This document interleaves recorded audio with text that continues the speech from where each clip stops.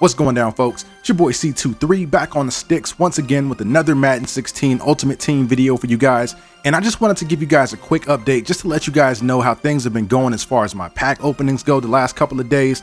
And yes, I fell into it. EA dragged me back into these pack openings once again. I promised myself that I was done, but the Ultimate Freeze promo just dragged me back in. I just couldn't resist. So I bought a couple bundles. Now, I'm only going to show you guys just a quick clip of what happened instead of showing you guys all 20 pack openings, because the packs were just supreme butt cheeks. Like, just think about the worst pack that you've ever opened and imagine my packs being 10 times worse than that. So I'm not going to make you guys sit through 20 packs of that. And as you guys just saw right there, my first pack was terrible. So moving on to my second pack, I'm just kind of flying through like I usually do when I open packs. There's really no need to go through and name each card individually, so I just kind of fly through them and only stop for red. And of course in this pack, there's none. So what about pack 4? I think it was 5, I don't know. I was just going through the packs, seeing jerseys, seeing Andre Ellington, and then boom, I get this red flash, and it's the 24-hour Kawan Short Football Outsiders card, 92 overall D-tackle. I'm not going to go through all the specs. You guys can log in and check them out for yourself. But it was pretty interesting to get this. I've actually gotten another 24-hour pull, and that was the 24-hour Golden Tate back in, I think it was September, mid-September, something like that. But anyway, the Kawan Short was the only card that I pulled out of the Ultimate Freeze bundle that's worth mentioning. Everything else was like whatever. So the next night, they dropped the Game Changer packs, and I just bought a random pack, just kind of feeling like, you know, why not? And look what I pulled. The 93 overall limited time edition Geno Atkins card. Now I think that's going for like 120, 130, somewhere in that range.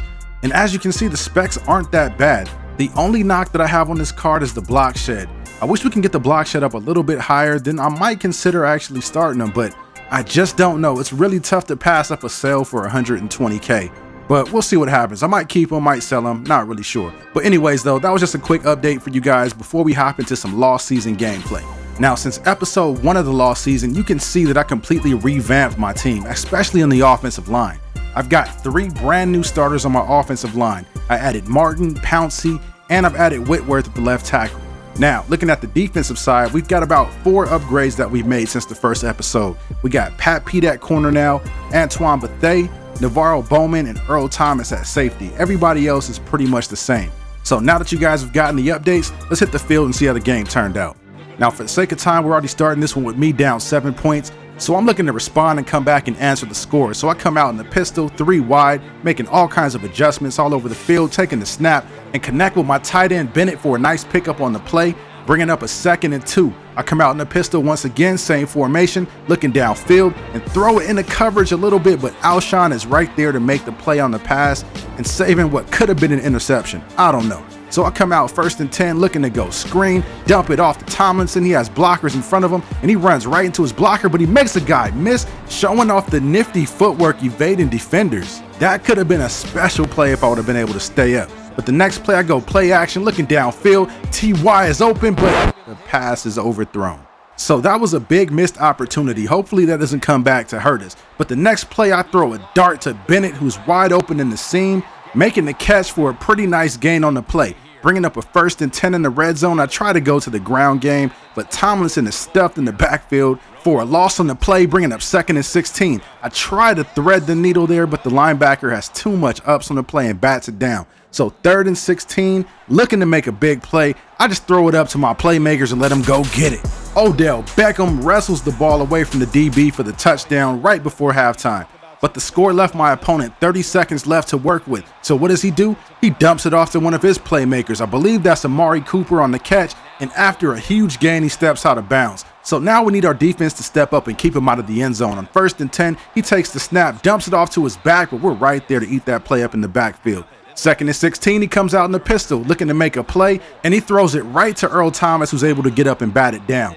Bringing up a 4th and 16 with 2 seconds left on the clock, he takes a snap and shotgun, drops way back, and just throws it out of bounds. All right, so we're going into halftime, tied up 7-7, and hopefully we can come back out and do some damage in the second half. Now, he gets the ball first in the 3rd quarter and takes the snap under center, goes play action, and gets demolished. The hit knocks the ball loose, and we're right there to recover the ball in the red zone. So we're able to set up shop on offense with good field position and should be able to score. So I drop back on the next play, dump off the screen pass, but LT is stopped for no gain. 2nd and 10. I'm looking for a receiver to get open and see T.Y. Hilton across the middle and drags all 3 defenders with him across the goal line. Man, T.Y. just told all those boys to get in the weight room. They are not strong enough. So how does my opponent respond? After I send the corner blitz, he makes an ill-advised throw, and Pat Pete is right there to pick off the pass. So with the 14-7 lead in the second half, we get the ball at the 50.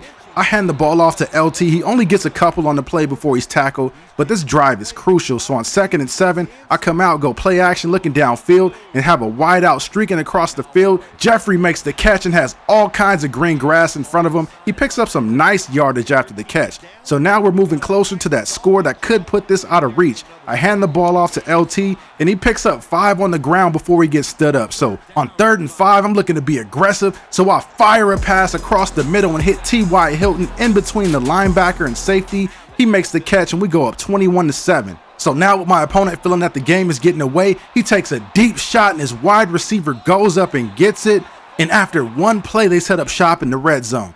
So now I'm thinking he'll run it, so I send the blitz, but he counters with the screenplay, and after making a couple of guys miss, he runs in for the score to make it a 7-point game. Of course, I do nothing with my next possession, giving him the ball, letting him have another shot to tie it up, and he throws it in the coverage, and it should have been intercepted, but my DB just couldn't make the play. Bringing up a 2nd and 10 situation, he takes the snap in the pistol, but I send the heat. When 2 defenders get home at the same time to make the sack, that's a perfectly executed blitz. Or a terrible job blocking, or maybe a combination of both, who knows. Anyway, he rushes everybody back to the line after the sack. It's a 3rd and 19 situation. He's lined up in the pistol, takes the snap, looking downfield, trying to make a play, and he does me a favor on defense by overthrowing his wideout. So now we're looking at a 4th and 19. He's going for it. He's dropping back. He's under pressure, throws it in the coverage. The pass is broken up by Patrick Peterson, so we take over on down. So all I got to do now is take care of the rock, and we should get out of here with a W. There's a lot of time left in the 4th quarter, though, but I'm coming out doing my thing, being smart, being conservative with my play calling, not taking too many chances to turn the ball over. We just got to come out here and execute, and we'll be all right. Now, after the first down run, LT picks up about 5 on the play, setting up a 2nd and 5 situation. I just keep feeding him the rock, being smart with the ball, keeping it on the ground, and chewing up as much clock as possible. Moving ahead a bit to 3rd and goal, I hand it off to LT, and he walks in for the easy score. Now, my opponent's next possession on the 3rd and 16 situation, all we need to do on defense is let him make the catch and make the tackle inbounds. So he throws it up in the coverage. The ball is deflected and catapulted in the air, but they is right there to make the pick. And that is your ball game, ladies and gentlemen. We end up coming out in victory formation, ready to take the W, 28-14. Somebody cue up the fat lady, because this one is in the books. Anyways, folks, I hope you guys enjoyed this video. That's all the time I got in this one. Make sure you like, share, comment, and subscribe. I'm signing off, and I'll see you in the next one real soon.